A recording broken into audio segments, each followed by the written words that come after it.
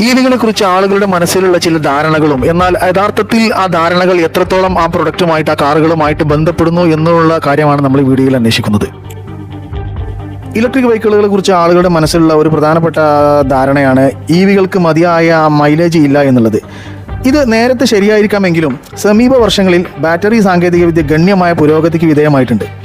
കൂടാതെ കാര്യക്ഷമതയുടെയും സുരക്ഷയുടെയും കാര്യത്തിൽ ബാറ്ററി പാക്കുകൾ കൂടുതൽ മികച്ചതാക്കുന്നതിന് ധാരാളം ഗവേഷണങ്ങൾ നടക്കുന്നുണ്ട്.